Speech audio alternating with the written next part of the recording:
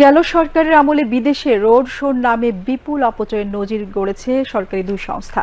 বিগত ৩ বছরে securities and exchange commission ও বিনিয়োগ উন্নয়ন কর্তৃপক্ষ ১১ দেশে ১৭টি রোড শোতে প্রায় ২০০ কোটি টাকা খরচ করেছে।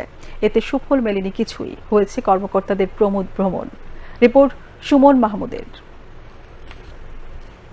মার্কিন যুক্তরাষ্ট্র, যুক্তরাজ্য এবং সুইজারল্যান্ড সহ ইউরোপীয় ইউনিয়নভুক্ত দেশসমূহ থেকে শুরু করে এশিয়ার দেশ জাপান, দুবাই সহ বিশ্বের বিভিন্ন দেশে কখনো বিদেশি বিনিয়োগ আকৃষ্ট করার নামে, আবার কখনো শেয়ার বাজারকে চাঙ্গা করার নামে গত ৩ বছরে ১১টি দেশে ১৭টি রোড শো আয়োজন করে Bangladesh securities and exchange commission ও বাংলাদেশ বিনিয়োগ উন্নয়ন কর্তৃপক্ষ বিডা।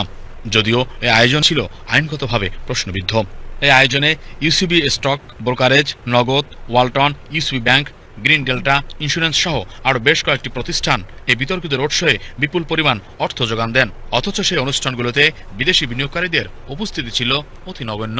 আমাদের শেয়ার মার্কেটে এত ধরনের উদ্যম যেগুলো নাকি কাগজে কলমে হয়েছে, সেগুলো তো শেয়ার বাজারকে যে চাঙ্গা করা বা একটা সুস্থ শেয়ার বাজার পরিচালনা, সেটা তো আমাদেরকে দিতে পারেনি। সুতরাং আমাদের অতীতে যেগুলো হয়েছে সেগুলোর উদ্ঘাটন যেমন করতে হবে, একটা নিয়ম শৃঙ্খলা মতো সেখানে, সেটা প্রাইমারি শেয়ার মার্কেট হোক বা সেকেন্ডারি মার্কেট হোক, যাতে কোনো নিয়মের যাতে ব্যত্যয় না হয়, ব্যক্তি বিশেষরা যাতে এটা থেকে সুবিধা নিতে না পারেন। বিনিয়োগযোগ্য কোম্পানি ও সুশাসনের অভাব, ক্রমবর্ধমান অর্থনৈতিক অস্থিতিশীলতা ও ঘন ঘন নীতি পরিবর্তনের কারণে ব্যয়বহুল রোড শো বিদেশি বিনিয়োগকারীদের আস্থা বাড়াতে ব্যর্থ হয়েছে।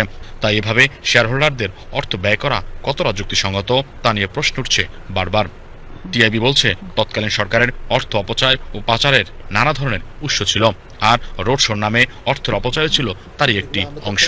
যখন এই রোড শোগুলো হয় তখনও প্রতিবাদ করেছি আমরা, এগুলো অর্থহীন বলেছি, এগুলো অত্যন্ত ভ্যালু ফর মানি এটাতে পাওয়ার কোনো সুযোগ নেই, অত্যন্ত ব্যয়বহুল নিষ্প্রয়োজনীয় ঘটনা ঘটেছে, কিন্তু সেগুলোর প্রতি কর্ণপাত করা হয়নি।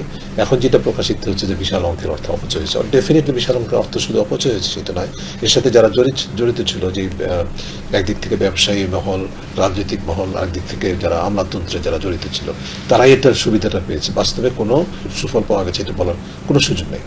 বাজার কারসাজি বন্ধ ও সুশাসন ফেরাতে পারেনি বিএসইসি। এর ফলে অনেক বিদেশি বিনিয়োগকারী প্রতিষ্ঠান গত ৩ বছরে তাদের শেয়ার বিক্রি করে দিয়েছে। ফলে পুঁজিবাজারে বিদেশি বিনিয়োগ কমেছে। বিতর্কিত রোড শোর আয়োজন করতে সংশ্লিষ্টরা দেশীয় প্রতিষ্ঠানসমূহকে নানা ধরনের চাপ প্রয়োগ করত। এ ধরনের আয়োজন যেন ভবিষ্যতে না হয় সেদিকে নজর রাখতে হবে মত বিশ্লেষকদের।